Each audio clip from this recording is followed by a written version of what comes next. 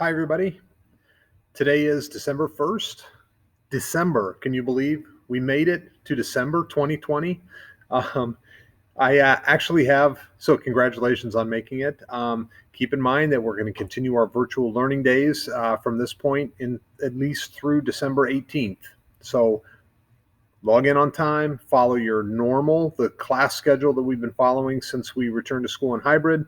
We're just doing that in distance now. So keep getting in, logging in, being on time to your classes.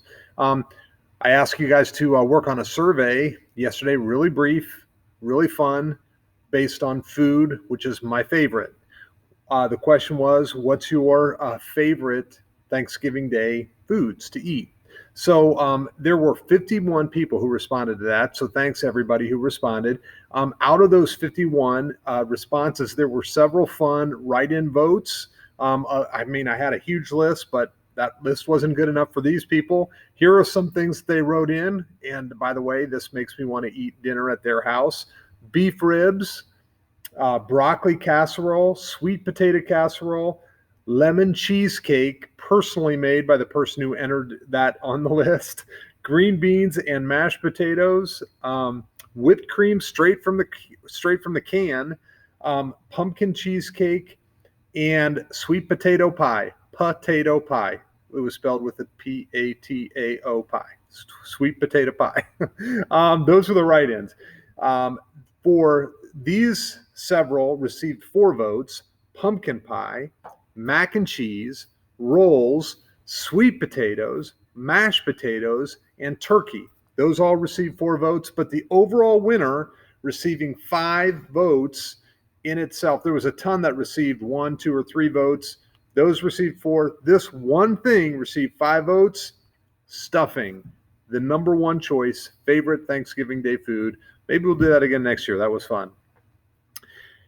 This day in history, this is a really important event in the history of the United States. In Montgomery, Alabama, Rosa Parks was jailed for refusing to give up her seat on a public bus to a white man.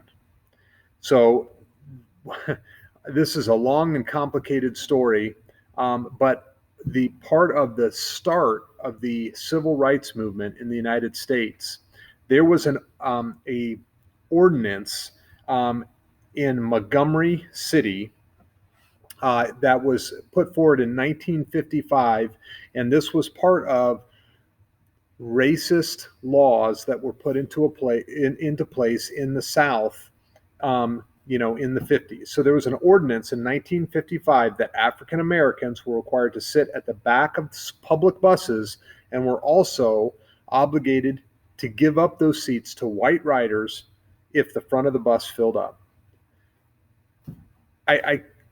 I'm speechless to think, and you probably all are too, to think that that was actually a law in the city of Montgomery in 1955. But it was.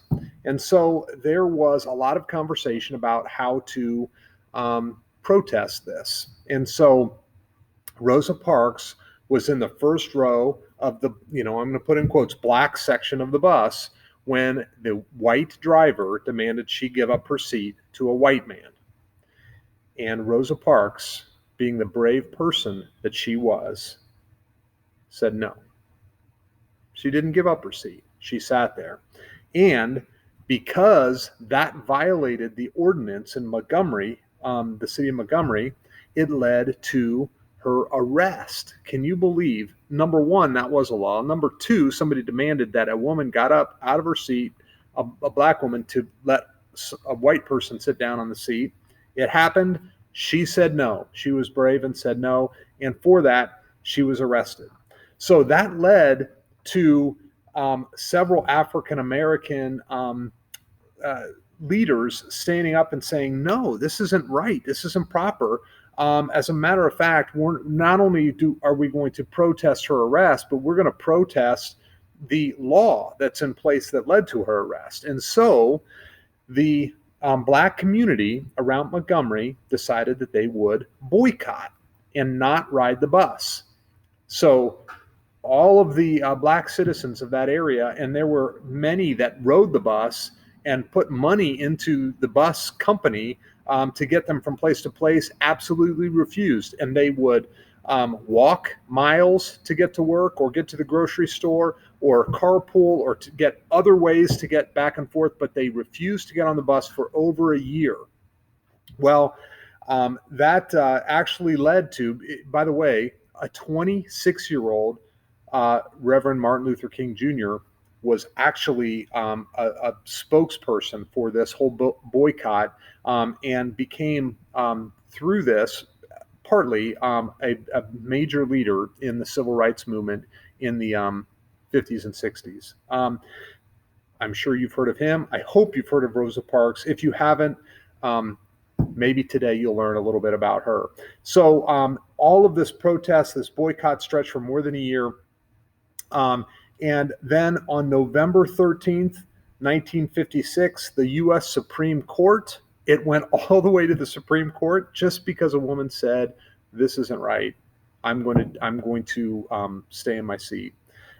It went all the way to the Supreme Court, and the Supreme Court struck down the Alabama State and Montgomery City bus ordinance because it was a violation of the 14th Amendment, which is the Equal Protection Clause. Okay, so it says all citizens of the United States have equal protection under the U.S. Constitution, under the law. And so the protests, the boycotts, the refusal to get up worked, and the law was changed. So Rosa Parks, for her bravery and her part in this, when she died on October 24th, 2005, not that long ago, 3 days later, the U.S. Senate passed a resolution to honor Rosa Parks by allowing her body to lie in honor at the U.S. Capitol Rotunda, which just happened, several months ago to Ruth Bader Ginsburg, who was a female Supreme Court justice who just laid in the Rotunda at the Capitol. Rosa Parks' body did the same, and it is a great, great honor to have that done. She changed the world. She changed the United States on that day, and she's someone who should be remembered. Rosa Parks, this day in history. Take care. Have a great day, everybody.